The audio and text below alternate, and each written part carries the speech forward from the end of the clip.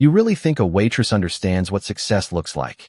The question drifted across the private dining room with a smile that was polished enough to sound harmless, yet sharp enough to silence every quiet conversation nearby. Crystal glasses caught the warm glow of the chandeliers while soft jazz floated through the air, wrapping one of Manhattan's most exclusive restaurants in effortless elegance. Outside, the city pulsed beneath a skyline built by ambition. Inside, every seat around the long walnut table belonged to someone who measured life in mergers, investments, and market shares. At the center sat Ethan Carter, founder and CEO of Carter Dynamics, a technology empire valued at more than $12 billion. At just 41, Ethan had become the kind of businessman magazines love to celebrate. His tailored navy suit fit perfectly, his silver watch reflected understated confidence, and every sentence he spoke carried the certainty of a man accustomed to hearing the word yes. Investors admired him. Competitors feared him. Employees respected him. Yet beneath that reputation lived a belief he had never questioned. To Ethan, success could always be measured. There was always another number, another acquisition, another contract waiting to prove someone was winning. Moving quietly between the tables was Naomi Brooks, a 26-year-old black waitress whose pressed uniform blended into the background so completely that most guests never remembered her face. She carried each plate with steady hands and greeted every customer with calm professionalism that had taken years to master. She had learned long ago that people rarely noticed the person pouring the coffee until something went wrong. Tonight, nothing had gone wrong. Still, she could feel certain eyes measuring her before she even reached the table. Some guests thanked her without looking up. Others simply continued discussing billion-dollar strategies as though she were another piece of furniture inside the room. Naomi never interrupted. She simply listened. She noticed details. She remembered names. She understood that people often revealed their true character when they believed no one important was paying attention. Ethan barely glanced at her as she refilled his glass. His attention remained fixed on the executives seated across from him, each eager to secure a partnership that could reshape the future of artificial intelligence. Numbers filled the room. 800 million here. 2 billion there. Every sentence sounded larger than the last until money itself seemed to become another language. Then Ethan reached into the inside pocket of his jacket and removed a leather checkbook. The conversation slowed. He signed his name with effortless confidence before sliding the blank check across the polished table without writing a single amount. The room felt unexpectedly quiet. "Take it," Ethan said, finally looking directly at Naomi. "Write whatever number you think your future is worth." Several guests exchanged amused smiles. One executive leaned back with folded arms, clearly expecting the young waitress to freeze beneath the weight of an opportunity most people could never imagine. Another quietly whispered that everyone had a price. Naomi lowered her eyes toward the unsigned amount, but never reached for the check. Her expression didn't change. She didn't smile. She didn't appear overwhelmed. Instead, she looked at Ethan with surprising calm, as though she were studying a question rather than an offer. For the first time that evening, Ethan noticed something unusual. She wasn't intimidated. She wasn't excited. She wasn't even tempted, at least not in the way everyone else expected. Whatever answer rested behind those thoughtful eyes, it wasn't about money. And somehow, without a single word spoken yet, the atmosphere inside the luxurious dining room had already begun to change. Before we continue, if you enjoy unforgettable stories about ordinary people facing extraordinary moments, subscribe to Hidden Tables. Every story reminds us that true character is revealed through courage, compassion, and the choices we make when no one is watching. Now, let's see what happens next. Naomi let the silence settle before speaking, and somehow that made every executive at the table lean forward without realizing it. Her fingertips remained at her sides instead of reaching for the blank check resting only inches away. "With respect, sir," she said gently, her voice calm enough to soften the tension without breaking it. "I cannot write a number on something I have not earned." A faint chuckle escaped from one corner of the table. Another guest smiled behind his wine glass. To them, her answer sounded predictable, even rehearsed. Ethan studied her expression, searching for hesitation, but found none. "You misunderstand," he replied. "This is not charity. Think of it as an opportunity. Everyone has a dream they cannot afford. Naomi nodded thoughtfully. Most people do. Ethan folded his hands together. Then what is yours? She glanced briefly toward the enormous windows overlooking Manhattan, where thousands of lights shimmered across the evening skyline like stars scattered beneath the clouds. A place where people are treated like they matter before anyone asks what they do for a living. The room grew unexpectedly still again. One investor laughed politely. That sounds inspiring, he said. But inspiration does not pay rent. Several others nodded in agreement. Naomi simply smiled. Neither does disrespect. The sentence landed more heavily than anyone expected. No one argued, but several faces shifted uncomfortably. Ethan was intrigued. He had expected gratitude, excitement, maybe even negotiation. Instead, every answer seemed to redirect the conversation somewhere money could not easily follow. Before he could respond, a nervous young analyst entered the private dining room carrying a tablet. He leaned beside one of the executives and whispered a few hurried words. The executive's confident smile disappeared. Another tablet lit up across the table. Then another phone vibrated. Within seconds, the atmosphere transformed. Conversation stopped. Brows furrowed. A major investor had unexpectedly delayed approval on the company's largest international expansion, placing an agreement worth hundreds of millions of dollars into uncertainty. No one raised their voice, yet the room suddenly felt smaller. Ethan accepted the tablet and scanned the numbers racing across the screen. Stock analysts were already speculating. Reporters had begun posting updates online. Every minute without an answer increased uncertainty. Executives immediately started offering strategies. One suggested aggressive negotiations. Another proposed delaying the announcement. A third insisted they prepare for public criticism before markets opened in the morning. Their voices overlapped until they became difficult to separate from the music still drifting through the restaurant. Naomi quietly stepped back to refill water glasses, moving with the same steady rhythm she had maintained all evening. As she approached the far end of the table, she noticed a document partially visible beneath one executive's folder. A single chart displayed projected community outreach funding scheduled for elimination after the merger. She did not stop walking, but the numbers lingered in her mind. She had seen similar reports before while attending evening business classes at a community college years earlier. She had never finished the program after her mother became ill, yet some lessons had stayed with her. Ethan noticed her brief glance toward the papers. "Do you understand financial reports?" he asked almost playfully. Several executives smiled, expecting the question itself to end the conversation. Naomi answered honestly, enough to recognize that numbers explain what happened yesterday. They do not always explain what people will do tomorrow. One executive shook his head dismissively. Markets are not built on feelings. Naomi met his eyes respectfully. Neither are customers. Ethan remained silent. Something about her response refused to leave his thoughts. It was not dramatic. It was not confrontational. It simply carried the quiet confidence of someone speaking from experience instead of theory. Around the table, everyone focused once again on projections, percentages, and headlines. Only Ethan kept looking at the blank check lying untouched between them. For the first time in years, he found himself wondering whether the most valuable perspective in the room had been standing beside the table all along. The executives returned to their discussion with renewed urgency, their voices rising and falling like competing waves against the quiet rhythm of polished silverware and distant jazz. Every suggestion revolved around numbers, market confidence, shareholder expectations, and public perception. Naomi continued serving the table without interrupting, replacing empty glasses and collecting finished plates with practiced precision. Years of working in upscale restaurants had taught her that people revealed themselves most clearly when pressure arrived.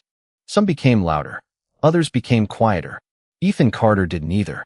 He simply watched, absorbing every opinion while saying very little. That silence made everyone around him work even harder to impress him. As Naomi reached for an untouched bread plate beside one executive, she overheard another sentence that caught her attention. "If we remove the Community Investment Initiative before closing, we recover almost $80 million immediately." Several heads nodded. Someone added that investors would appreciate stronger quarterly margins. Another agreed that charitable spending could always be restored later, after the merger stabilized. Naomi lowered her eyes respectfully, but the words stayed with her. She remembered volunteering every Saturday at a neighborhood technology center where retired engineers taught coding to teenagers who otherwise could never afford those opportunities. Many of those students had eventually earned scholarships, internships, and careers because someone had believed they were worth investing in before they generated profit. Ethan noticed her thoughtful expression once again. "You look like you disagree," he said calmly. The room became quiet for a third time that evening. Naomi hesitated for only a moment. "I do not know enough about your business to disagree with your strategy," she answered honestly. "But I do know people remember promises much longer than quarterly reports." One executive smiled politely. "Markets reward efficiency." Naomi nodded. "Communities reward consistency." The executive leaned back with folded arms. "You think people choose companies because they are kind?" Naomi answered with the same gentle confidence that had unsettled the room all night. "I think people choose companies that make them feel respected. Kindness is remembered. Respect is repeated." Ethan rested his elbows lightly on the table. "Where did you learn to think like that?" Several guests expected her to mention business school or an expensive university. Instead, she smiled softly. "From watching people." A few executives exchanged puzzled looks. Naomi continued. "When someone celebrates a promotion, they remember who congratulated them. When someone loses everything, they remember who stayed beside them. The same is true for businesses. Customers remember how you make them feel long after they forget your advertising." No one laughed this time. Her words carried the weight of simple truth rather than polished theory. Ethan found himself unexpectedly recalling the earliest days of Carter Dynamics, when he personally answered customer emails because there had been no one else to do it. Back then, every client mattered because every relationship mattered. Somewhere between success and expansion, that feeling had slowly disappeared beneath layers of reports and forecasts. Before Ethan could respond, his chief financial officer quietly slid another document across the table. Updated projections confirmed that eliminating the outreach initiative would produce the fastest financial recovery after the delayed investment announcement. The recommendation was clear. Every calculation supported it. Every spreadsheet agreed. Ethan stared at the figures without speaking. Then, almost instinctively, he looked toward Naomi. She had already resumed her work, carefully arranging fresh coffee cups as though nothing important had happened. Yet her calm presence contrasted sharply with the growing anxiety filling the room. She had offered no grand speech, no dramatic challenge, and no claim of expertise. She had simply reminded everyone that behind every percentage stood real people making real choices. Ethan slowly closed the financial report. For reasons he could not yet explain, the certainty he had relied upon for decades no longer felt as absolute as it had only an hour earlier. And somewhere deep inside, a question far more valuable than the blank check itself had quietly begun to take shape. The chief financial officer waited patiently, believing Ethan would approve the recommendation as he always had. Around the table, every executive seemed confident they already knew the outcome. They had spent years learning how Ethan made decisions. He trusted preparation, rewarded efficiency, and rarely allowed emotion to interfere with business. Yet tonight something had shifted so quietly that no one except Ethan himself seemed to notice it. He looked once more at the report filled with flawless calculations before placing it face down on the polished table. "What happens to the people affected by these cuts?" he asked. The question surprised everyone. One executive cleared his throat before answering. "The outreach program would be suspended. It is unfortunate, but it is the fastest path to restoring investor confidence." Ethan nodded slowly. "And after it is suspended?" The executive hesitated. "We can revisit it after the merger closes." Naomi continued arranging dessert plates without drawing attention to herself, although every word reached her clearly. She had heard promises like that before. Temporary solutions had a strange habit of becoming permanent once the headlines disappeared. Ethan noticed the silence stretching around the table. Has anyone actually spoken with the communities involved? Another pause followed. Finally, someone admitted that the recommendation had been based entirely on financial modeling. No field visits had been conducted. No interviews had been requested. No one had asked the local partners how the decision might affect ongoing programs. Ethan leaned back in his chair, his expression thoughtful rather than critical. For years, he had demanded complete information before approving billion-dollar investments. Yet, somehow an initiative involving thousands of families had been reduced to a single line on a spreadsheet. His eyes drifted toward Naomi once again. She was preparing fresh coffee for another table across the room, speaking kindly to an elderly couple celebrating an anniversary. They smiled at her as though she had been part of their evening instead of simply serving it. Ethan quietly observed how naturally she made people feel seen. There was no presentation, no strategy, no performance. Just genuine attention. One investor noticed Ethan watching and laughed softly. "You are still thinking about her advice?" Ethan answered without embarrassment. "I am thinking about perspective." The investor shrugged. "Perspective does not move markets." Ethan replied calmly. "Neither does arrogance. But it can certainly damage them." The conversation stopped. No one challenged him. At that moment, the restaurant manager approached Naomi and quietly informed her that her shift would end in 15 minutes. She thanked him with a warm smile before finishing her final rounds. As she returned to Ethan's table, she noticed the blank check remained exactly where he had left it. Untouched, unclaimed. Ethan slid it slightly closer once more. "You still have not answered my question," he said. "What is your dream?" Naomi looked at the check only briefly before meeting his eyes again. "My dream is not expensive," she answered. "It is simply difficult." Ethan waited. "My mother always believed that talent should never depend on someone's zip code. Before she became sick, she helped teenagers apply for scholarships, taught them interview skills, and convinced them they belonged in rooms that often overlooked them. When her health declined, that work slowly disappeared. If I could change one thing, I would rebuild that opportunity for the next generation." No one at the table expected that answer. There was no luxury home, no sports car, no vacation around the world. Her dream centered on strangers she might never even meet. Ethan found himself imagining the outreach program his executives wanted to eliminate. Suddenly, it no longer looked like a cost.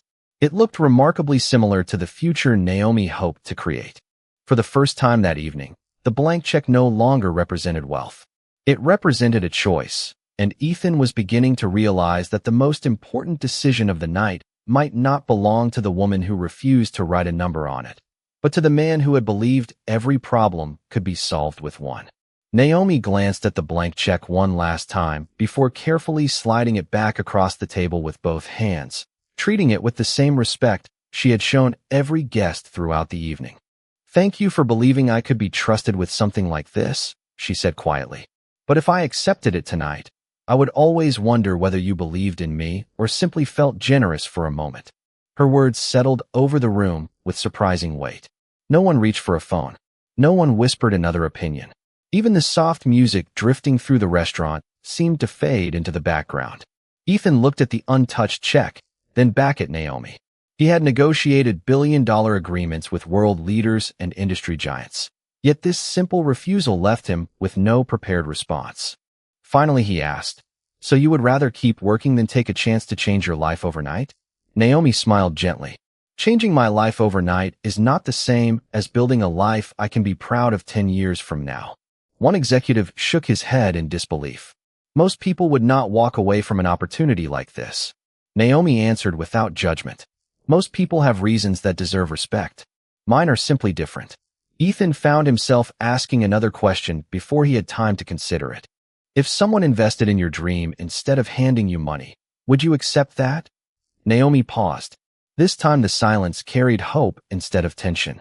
"Only if they expected accountability instead of gratitude," she replied. "Dreams grow stronger when someone believes in your work, not when someone rescues you from it." Ethan slowly nodded. That sentence reminded him of his own first investor decades earlier. The man had never offered sympathy. He had demanded discipline, transparency, and relentless effort because he believed Ethan could become more than he already was. Somehow, over the years, Ethan had forgotten the difference between empowering someone and simply solving their immediate problem with money. Across the table, his chief financial officer quietly gathered the reports, expecting the meeting to conclude. Instead, Ethan stopped him. "Leave them here." The executives exchanged uncertain glances. Ethan stood and walked toward the enormous windows overlooking the city. Thousands of lights stretched toward the horizon, each one representing families, businesses, schools, neighborhoods, and dreams that would never appear on a quarterly earnings report. He remembered starting Carter Dynamics inside a small rented office with secondhand furniture and borrowed computers. During those difficult years, people had taken chances on him long before success justified their confidence. Somewhere along the journey, he had begun believing success belonged entirely to those who earned it alone. Naomi's words quietly challenged that belief. She had not rejected wealth. She had rejected dependency. She wanted opportunity with responsibility, not comfort without purpose. Ethan turned back toward the table. "Tell me about your mother's program," he said. Naomi looked surprised.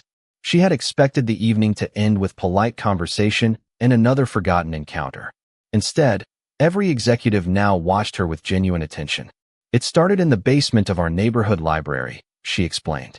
"There were old folding tables, donated laptops, and volunteers who believe potential exists everywhere if someone is willing to notice it.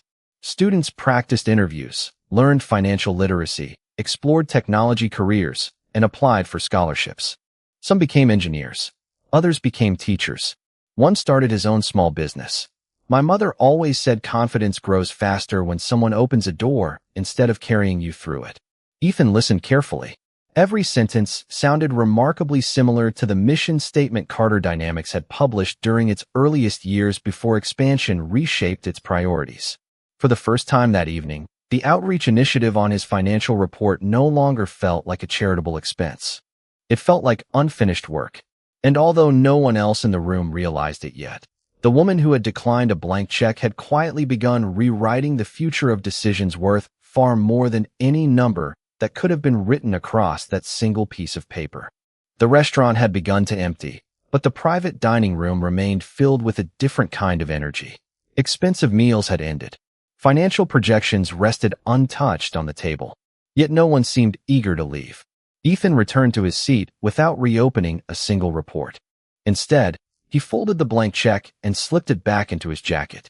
The gesture caught everyone's attention. Throughout his career, Ethan had been known for making decisions quickly once the facts were clear. Tonight, however, the facts no longer seemed complete. He looked toward Naomi with quiet curiosity rather than authority. "You mentioned financial literacy," he said. "What made your mother's program different from hundreds of others?" Naomi considered the question carefully before answering. She never started by teaching people how to earn money. She started by teaching them how to make decisions. She believed that confidence without wisdom creates arrogance, but wisdom without confidence creates fear. Several executives exchanged thoughtful glances. Those words sounded simple, yet they carried uncommon depth. Ethan leaned forward. "Did she have a business background?" Naomi smiled softly. "No. She worked as a public school librarian for almost 30 years. She simply listened to young people every day. She learned that many of them did not lack talent. They lacked someone who expected greatness from them." The sentence lingered in Ethan's mind. He remembered his own childhood in Ohio, where a high school science teacher had once refused to let him settle for average work. At the time, he had resented the extra effort. Years later, he realized that teacher had seen potential long before he recognized it himself. Across the table, the chief financial officer quietly broke the silence. "Mr. Carter, the investment partners expect an updated recommendation before 9 o'clock tomorrow morning." Ethan nodded without taking his eyes off Naomi. "Then we should make sure we understand what we are recommending." One executive frowned slightly. "The financial analysis is already complete." Ethan answered calmly. "The financial analysis is complete. The human analysis is not." No one immediately replied. It was an unusual phrase coming from a man famous for demanding measurable results. Naomi lowered her eyes respectfully, hoping the conversation would move on. She had never intended to influence a boardroom discussion. She had only answered honest questions with honest answers. Just then, the restaurant manager approached and thanked her for handling the evening with exceptional professionalism. After he stepped away, Ethan asked another unexpected question. "How long have you worked here?" "Almost 4 years," Naomi replied. "Before that, I worked mornings at a neighborhood cafe while attending community college in the evenings." "Business school?" Ethan asked. She nodded. "For 2 years." One investor looked surprised. "Why did you stop?" Naomi's smile faded slightly, though her voice remained steady. "My mother became ill. Tuition became less important than helping her through treatment. I told myself I would return someday." Ethan noticed there was no bitterness in her answer, only quiet acceptance. She had spoken about sacrifice the same way others spoke about the weather, as though doing the right thing had never felt extraordinary. That realization unsettled him more than any financial crisis. Many people spoke about values when life was easy. Naomi had lived hers when every choice carried a cost. Ethan slowly reached for one of the reports again, studying the outreach initiative from an entirely different perspective. Instead of seeing budget reductions, he imagined students sitting around folding tables, discovering possibilities they had never believed belonged to them. He imagined mentors investing time instead of headlines. He imagined future engineers, teachers, entrepreneurs, and community leaders whose lives might change because someone decided they were worth believing in before they had proven anything. Suddenly, the numbers on the page seemed incomplete. They measured expenses with remarkable precision, yet they assigned no value at all to hope, trust, or opportunity. Ethan quietly closed the folder once more. For years, he had believed the greatest advantage in business was seeing opportunities others overlooked. Tonight, he began to suspect that the most valuable opportunity in the room had never appeared on a spreadsheet. It had arrived carrying a serving tray, speaking with humility instead of ambition, and reminding everyone that the strongest investments were often made long before they produced measurable returns. Ethan remained seated long after the meeting should have ended, watching the last members of his executive team quietly collect their folders. One by one, they left the private dining room, each carrying the same reports they had brought in, yet somehow the atmosphere felt completely different. The numbers had not changed. The forecasts had not changed. Only the questions had. Naomi finished wiping the last corner of the polished table before placing the folded linen napkins neatly onto a service cart. Her shift had officially ended nearly 20 minutes earlier, but she moved without impatience, determined to leave everything exactly as she had found it. Ethan finally stood. "Do you have a few more minutes?" he asked. Naomi glanced toward the restaurant manager, who nodded with an encouraging smile before disappearing into the kitchen. "A few," she answered politely. Ethan walked toward one of the large windows overlooking the city. "You said your mother believed people should be given opportunities instead of shortcuts." Naomi nodded. "She used to say that confidence borrowed from someone else's generosity disappears quickly. Confidence earned through effort stays with you forever." Ethan smiled faintly. "She sounds wiser than many consultants I have hired." Naomi laughed softly for the first time that evening. The sound surprised even her. "She would probably tell you that wisdom usually costs less than consulting fees." Ethan laughed as well, and for a brief moment the distance between Billionaire and Waitress seemed to disappear. There were simply two people sharing an honest conversation. After a thoughtful pause, Ethan asked, "If you had completed business school, what would you have wanted to build?" Naomi looked across the Manhattan skyline before answering. "Not a company. A bridge." Ethan raised an eyebrow. "A bridge? Between people who have opportunities and people who never realize opportunities exist. There are talented students sitting in neighborhoods where no one ever tells them they belong in engineering, finance, medicine, or technology. They are capable. They simply cannot picture themselves there because they have never met anyone who made that journey." Ethan listened carefully. Those words echoed something he had experienced himself decades earlier. His own path had begun because one teacher refused to let him believe his future was limited by the town where he grew up. Suddenly, he wondered how many future innovators had been overlooked simply because no one had shown them another possibility. At that moment, his phone vibrated again.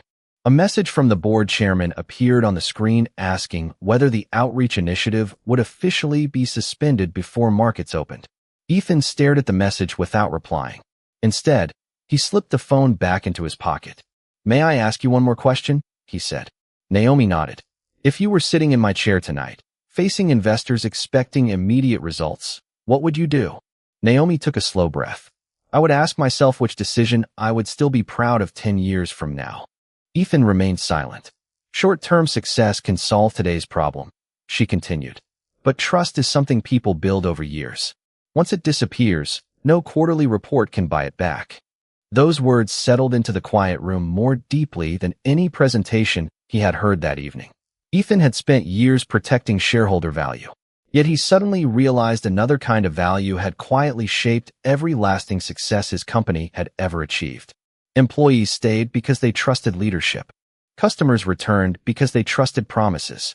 Communities welcomed expansion because they trusted intentions. Trust was never listed on a balance sheet, yet everything important seemed to depend on it. Naomi picked up her service tray, believing their conversation had reached its natural end. "Thank you for listening," she said sincerely. "Most people only hear what confirms what they already believe."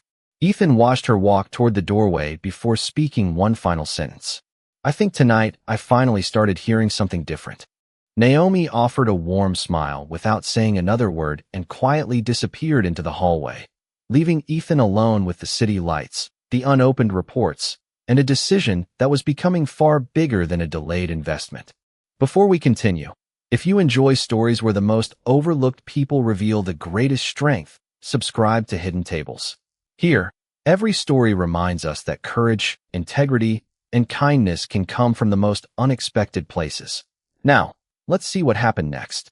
The next morning, the first rays of sunlight reflected across the glass towers of Midtown Manhattan as employees streamed into the headquarters of Carter Dynamics, carrying coffee cups, laptops, and expectations for another demanding day. News of the delayed investment had already spread across financial media, and every executive arriving at the office anticipated an emergency board meeting focused on restoring market confidence. Ethan Carter entered the building with the same composed expression he always carried, yet those who knew him well sensed something had changed. Instead of heading directly toward the executive conference room, he stopped in the company lobby where a large display celebrated the firm's latest innovations. Beneath photographs of satellites, software engineers, and manufacturing facilities appeared a slogan he had approved years earlier: "Building tomorrow together." Ethan stood quietly, reading those 3 words as though seeing them for the first time. Together. The words suddenly felt larger than technology, larger than profits, and larger than expansion. Minutes later, the board assembled around the conference table. Reports were distributed. Charts appeared across massive presentation screens. Analysts outlined potential market reactions, while financial advisors repeated the same recommendation from the previous evening: suspend the outreach initiative, reassure investors, and restore confidence through immediate cost reductions. When every presentation had concluded, the chairman turned toward Ethan. "We are ready for your decision." The room became perfectly still. Ethan folded his hands before speaking. "Last night, I realized we have been measuring only what is easy to count." Several executives exchanged uncertain glances. Ethan continued calmly. "Revenue matters. Profit matters. Shareholder confidence matters. But trust also matters. Opportunity matters. Reputation matters. Unfortunately, none of those appear on these spreadsheets." The chief financial officer respectfully responded. "Those values are important, but investors expect measurable action." Ethan nodded. "Then let us give them measurable action." Several board members leaned forward, expecting him to approve the proposed reductions. Instead, he surprised everyone. "The outreach initiative will remain fully funded." Silence swept across the room. Before anyone could interrupt, Ethan continued. "Not because it is charitable, because it is strategic. Communities that trust us become long-term partners. Students who receive opportunities today become tomorrow's engineers, researchers, entrepreneurs, and customers. We are not spending money. We are investing in people." One director questioned whether shareholders would accept such reasoning during a period of uncertainty. Ethan answered with quiet confidence. "If our strategy depends on abandoning our principles at the first sign of difficulty, then our strategy was never strong enough." No one immediately challenged him again. He pressed a button, replacing the financial projections with an empty presentation slide. "There is something else," he said. "I want a proposal within 30 days for a national mentorship and scholarship initiative built alongside our existing outreach programs. Not managed from corporate offices alone. Designed with educators, community leaders, and the people these programs are meant to serve." Several executives quickly began taking notes. Others looked surprised by the sudden expansion rather than reduction. Ethan remembered Naomi describing folding tables inside a neighborhood library where confidence had quietly changed lives. He wanted Carter Dynamics to become part of stories like those instead of merely publishing annual reports about social responsibility. After the meeting concluded, the board chairman walked beside Ethan into the hallway. "You seem unusually certain," he observed. Ethan smiled thoughtfully. Yesterday, I met someone who reminded me why this company existed before it became successful. The chairman asked whether it had been an investor or industry expert.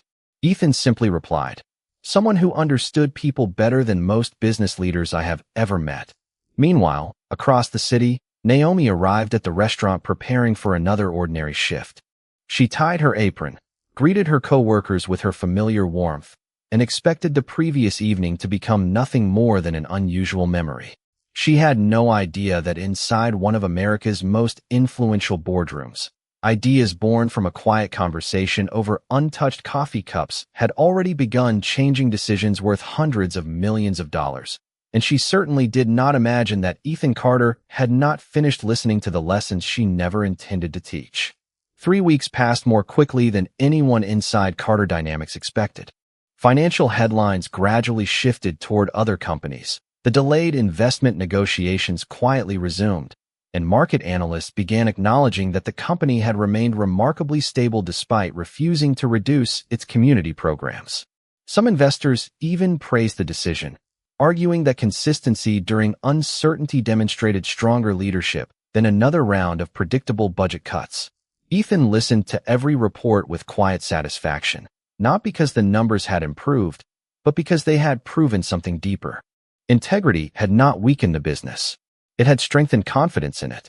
Yet one promise still remained unfinished. The mentorship initiative had moved from an idea into detailed planning, but Ethan refused to approve it until he understood the people it was meant to serve. Instead of sending consultants or marketing specialists into local neighborhoods, he requested meetings with teachers, librarians, nonprofit volunteers, and students themselves. His executive team found the request unusual. Ethan considered it necessary. One Friday afternoon, he left the corporate headquarters without a media announcement or security entourage and returned to the restaurant where everything had quietly begun. Naomi was carrying a tray of iced tea toward a family celebrating a graduation when she recognized him entering through the front doors. She smiled politely, assuming he had simply come for lunch. Ethan waited until she had finished serving every customer before approaching. "I hope I am not interrupting your work again," he said. Naomi smiled warmly. "You arrived during the slowest part of the afternoon. That is good timing."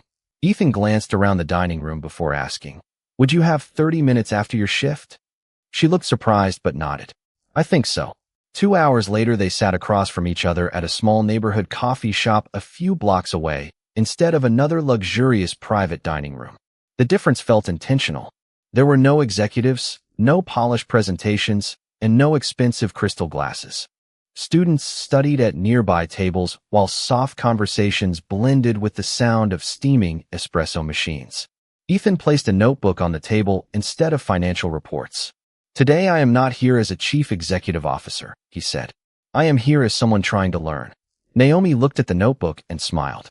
"That is usually the best place to start." Ethan opened to a blank page. "Tell me everything you think companies misunderstand about opportunity." Naomi remained quiet for several seconds. She wanted to answer carefully because she sensed he was asking sincerely rather than searching for confirmation.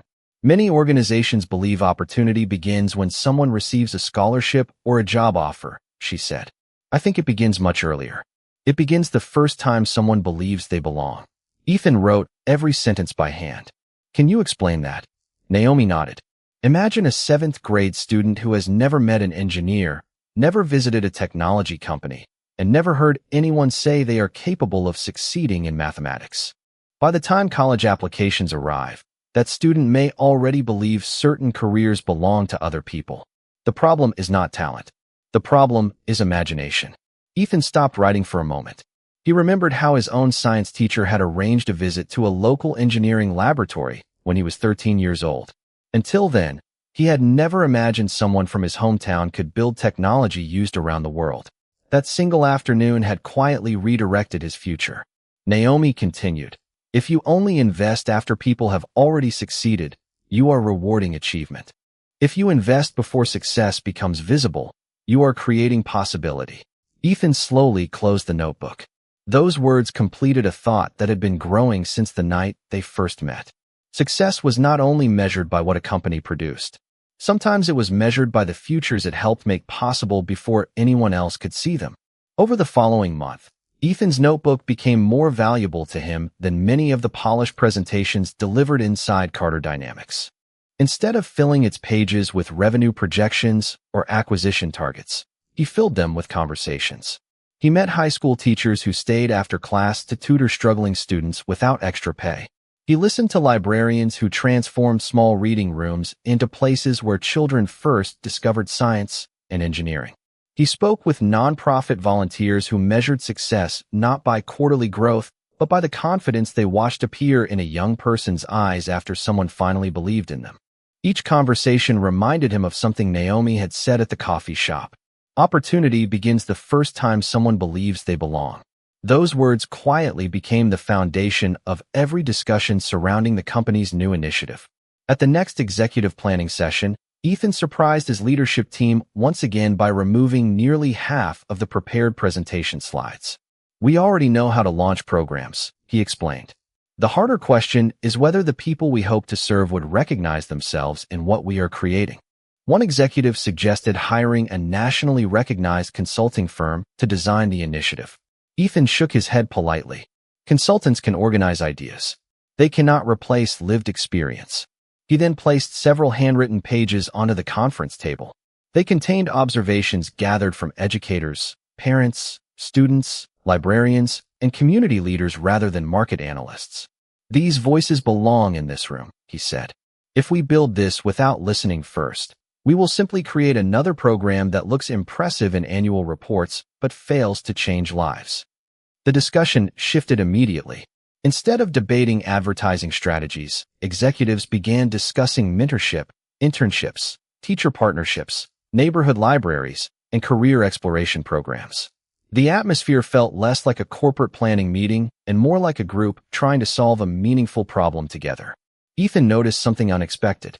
His executives became more creative once they stopped treating community investment as a public relations expense and started viewing it as a long-term partnership.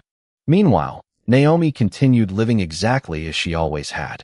She worked her shifts with quiet professionalism, visited her mother every Sunday afternoon, and volunteered twice each month at the neighborhood library where the original mentorship sessions had once taken place. The donated computers were older now. Some chairs no longer matched. The bookshelves carried years of careful repairs. Yet the room remained filled with possibility. One afternoon, while helping a group of middle school students practice interview skills, she noticed one young girl lingering near the doorway instead of joining the others. Naomi walked over with her usual gentle smile. "Would you like to participate?" The girl looked down at the floor before quietly answering.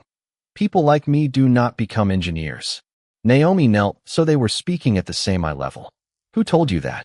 The girl shrugged. "Nobody. I just have never met one." Naomi smiled kindly. "Then maybe your job is to become the first engineer someone else gets to meet." The girl's expression changed almost instantly. It was not certainty. It was possibility.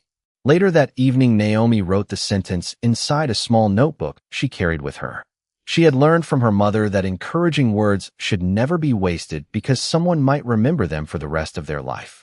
Across the city, Ethan reviewed another draft of the mentorship initiative before suddenly setting it aside. Something was still missing. The proposal included scholarships, internships, technology workshops, and volunteer mentors. Every measurable component was carefully planned. Yet the program lacked the one quality that had inspired it in the first place. It lacked the quiet humanity that transformed encouragement into genuine belief. Ethan closed the folder and smiled to himself. He knew exactly who could help him find what the proposal was still missing. The following Tuesday morning, Ethan asked his executive assistant to schedule one meeting unlike any the company had ever hosted. There would be no investment bankers, no consulting firms, and no keynote speakers with impressive titles.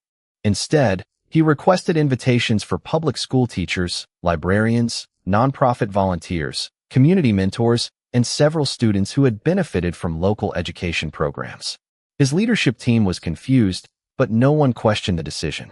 Since the board meeting, Ethan's instincts had proven remarkably accurate. Revenue remained strong, investor confidence had recovered, and employee engagement surveys had reached their highest levels in years. When the meeting began, executives filled only half of the conference room. The remaining seats belonged to guests who had never before entered the headquarters of a Fortune 500 company. Some wore business suits. Others arrived in simple sweaters or school jackets. Ethan welcomed every person personally before taking his seat at the end of the table. "Today," he began, "I do not want to hear what makes this initiative impressive. I want to hear what would make it useful." The atmosphere immediately changed.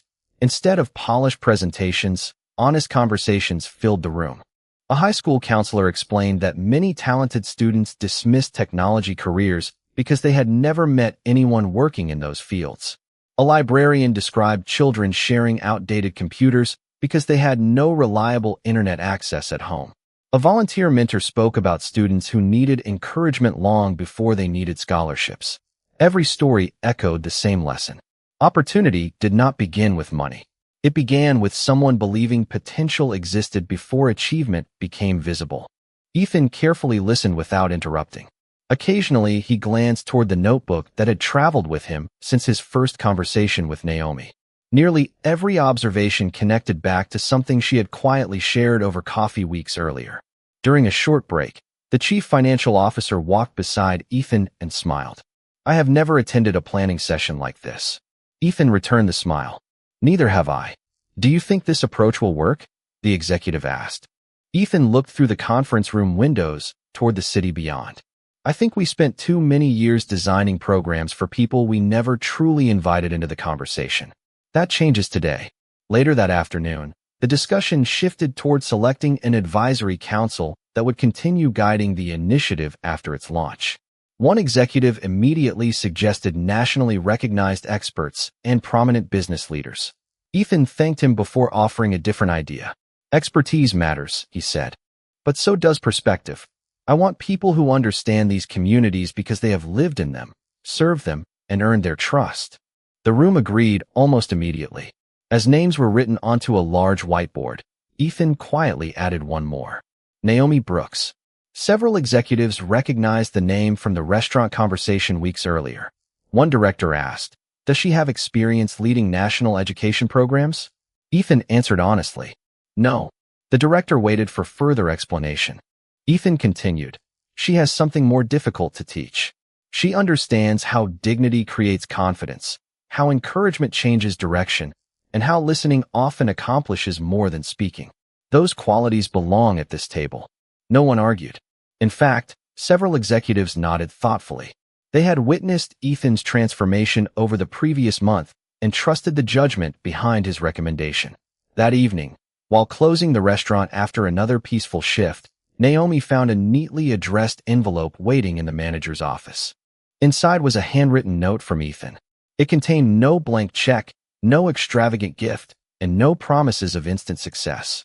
Instead, it held a simple invitation asking whether she would consider helping shape a mentorship initiative dedicated to opening doors for students across the country. At the bottom of the page, Ethan had written one final sentence in careful handwriting. "The most valuable investment I almost overlooked was not an idea. It was the person who reminded me what ideas are supposed to accomplish." Naomi read the handwritten note twice before carefully placing it back inside the envelope. She did not answer immediately. Instead, she carried it home and set it beside a framed photograph of her mother standing in front of the neighborhood library years earlier, surrounded by smiling teenagers holding college acceptance letters. That picture had always reminded Naomi that the greatest victories were often measured in other people's futures. The next afternoon, after finishing her shift, she visited her mother and quietly handed her the letter. Her mother adjusted her reading glasses and smiled as she reached the final sentence. "He was not inviting you because you served dinner," she said gently. "He was inviting you because you serve perspective." Naomi smiled, but remained thoughtful. "I am not an executive. I have never managed a national program." Her mother reached across the table and held her hand. "Neither had I when I started helping students in the library basement. You do not need every answer before you choose to help. You only need the courage to begin." Those words settled deeply in Naomi's heart. 2 days later, she walked through the front entrance of Carter Dynamics, wearing the same quiet confidence she had carried into the restaurant every evening. The receptionist welcomed her warmly, and within minutes Ethan greeted her personally instead of sending an assistant. "Thank you for coming," he said sincerely. Naomi looked around the bright lobby, filled with employees moving between meetings. This feels very different from the restaurant, she replied with a smile. Ethan laughed softly. I think it feels different to me now as well. They entered a conference room where members of the advisory council had already gathered. Teachers sat beside software engineers. Librarians exchanged ideas with senior executives. Community volunteers introduced themselves to department directors. There were no reserved seats based on titles. Everyone sat around the same table. Ethan opened the meeting with a simple statement. Today we are not here to design a program that makes our company look generous. We are here to build something that young people will still remember 20 years from now. Every person in the room nodded. As the discussion began, Naomi listened carefully before offering her first suggestion. If students only meet successful people after they have already achieved everything, success feels distant. They also need to meet people who can honestly talk about setbacks, uncertainty, and learning. A veteran engineer immediately agreed. He admitted that he had nearly failed his first year of college before a professor convinced him not to quit. A school counselor shared stories of students who believed one disappointing grade defined their future. The conversation became richer with every honest experience. Ethan noticed something remarkable. Naomi never tried to become the loudest voice in the room. Instead, she asked thoughtful questions that encouraged others to contribute their own experiences. By the end of the afternoon, the initiative had evolved far beyond scholarships and internships. It now included mentorship circles, family information nights, career exploration visits, teacher partnerships, library technology grants, and volunteer networks connecting professionals with students throughout the year. As everyone prepared to leave, Ethan remained behind with Naomi. Looking at the pages filled with handwritten ideas, he smiled. A month ago, I believed I was building a stronger company. He paused before continuing. Now I realize we are helping build stronger futures. Naomi looked at the notes covering the table and quietly replied, the best investments are the ones that continue growing long after the person who started them walks away. Ethan nodded slowly. At that moment, he understood something no financial report had ever been able to teach him. Wealth could open doors, but wisdom determined which doors were truly worth opening. And the woman who had once quietly declined a blank check had helped an entire company discover the difference. 6 months later, the auditorium buzzed with quiet excitement as students, parents, teachers, librarians, engineers, and community volunteers filled every seat. Banners displaying the new mentorship initiative stood beside tables covered with scholarship applications, internship information, and technology demonstrations. There were no luxury decorations and no dramatic displays of corporate success. The room felt welcoming instead of impressive, exactly as Naomi had hoped. At the front sat Ethan Carter, not behind an oversized executive desk, but among educators and mentors who had helped shape the program from its very beginning. Looking across the audience, he recognized many familiar faces. The librarian who had described children sharing outdated computers. The counselor who believed encouragement should arrive before opportunity. The engineer who nearly abandoned college before someone convinced him to stay. Every story that had once lived inside his notebook had now become part of something real. Naomi stood quietly near the side of the stage, speaking with a group of nervous middle school students preparing to meet professional mentors for the first time. She noticed the same uncertainty she had seen so many times before, but she also recognized the spark of possibility beginning to replace it. One young boy admitted he did not think someone from his neighborhood could ever become a software engineer. Naomi smiled warmly. Someone has to become the first. Why not you? The boy smiled back, and his shoulders straightened just enough for Ethan to notice from across the room. Months earlier, he would have overlooked a moment like that because it could not be measured on a financial report. Now he understood that moments like these were the true beginning of every meaningful success story. When the ceremony began, Ethan stepped to the podium.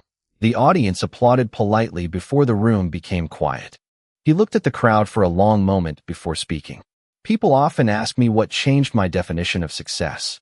He paused, not for dramatic effect, but because the answer deserved honesty. It was not a market victory. It was not a business deal.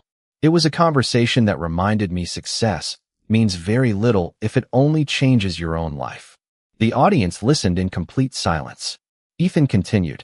Years ago, I believed opportunity could be handed to someone like a gift. I have since learned that real opportunity is something we build together.